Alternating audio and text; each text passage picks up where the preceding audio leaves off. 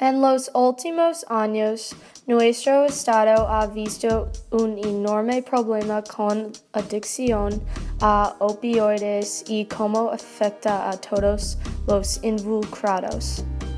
Adicción no tiene un tipo, una raza o edad en particular. Adicción es un problema en todo nuestro estado y país, y con más conciencia podemos poner fin a esta guerra contra las drogas. Estas son algunas de las experiencias de la vida real y estadísticas sobre el problema de la adicción en Massachusetts y en especial la costa norte. Yes, very much. It's my biggest fear that my kids will be hooked up on drugs or start hanging around kids that use drugs. And no kid is immune from it. It can be any kid from any family that gets hooked up in drugs. And then you don't get them back. So it takes a lot of work, and most kids aren't successful with rehab. There's only a few programs that are proven successful. One of them is going to Amory's Church. I forget what it's called. It's like the only one that's successful for kids. It has like a 90% success rate. But most of them success rate is like 30%. And it's in and out of addiction programs. I have friends who have kids that have been in and out of rehab.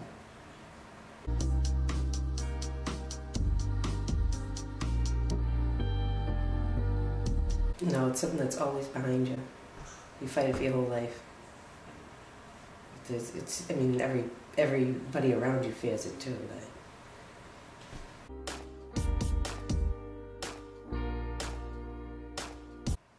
the way addicts just turn into a completely different person. They'll lie, they'll steal, they'll do anything they can to get what they need and what they want.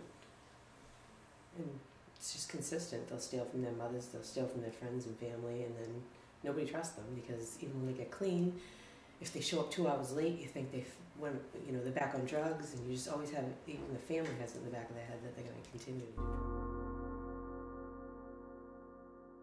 drugs. We've found, I learned some terminology too, what does he call it? Somebody left their works in the men's room behind like the kickboard behind the toilet, and that was a hypodermic needle and the thing that ties around the arm, and then leave. So someone was shooting up in our bathroom and leaving their paraphernalia. That's where they were storing it. And you just see people whacked out, lose their families, lose everything.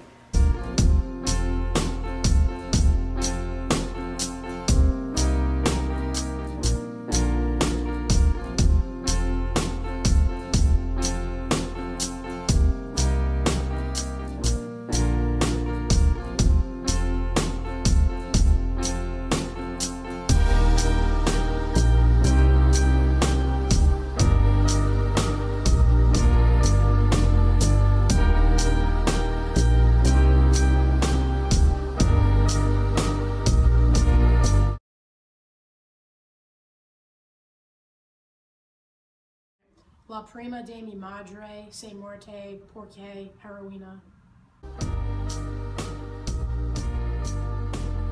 Antes de su muerte, ella quiso ayudar, pero no podía encontrarlo.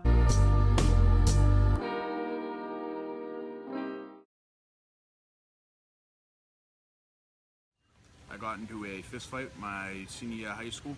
I messed up my thumb, and when I went to the doctor, what they did is they prescribed me Vicodin, the little 5 milligram pills, and I started popping those while I was smoking pot because I was already, at that point I'd already tried cocaine when I was 16, marijuana when I was 12, I was drinking by the time I was 15 years old, smoking cigarettes, and it didn't seem like too big of a deal to combine the two. And after I combined the two, my friend on my birthday, my 18th birthday, offered me what would be what we call blueberries on the street, is a 30 milligram Percocet, and he told me to sniff it. So of course, being the kid that I was, having been already drunk, drinking, smoking, I went ahead and I did that, and from there, it didn't take too long in order to escalate from that sniffing to sniffing heroin, and then from there, of course, it was like 6 months later, or 6 to 8 months later after that first pill, that I was already shooting heroin, and from there was also the downhill slope.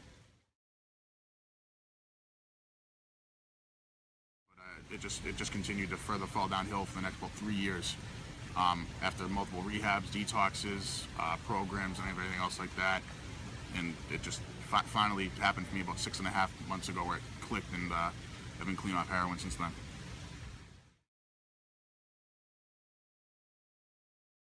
About myself overall, I've learned that I'm a pretty weak-willed person when it comes to any substance being involved in my life, mainly opiates and heroin.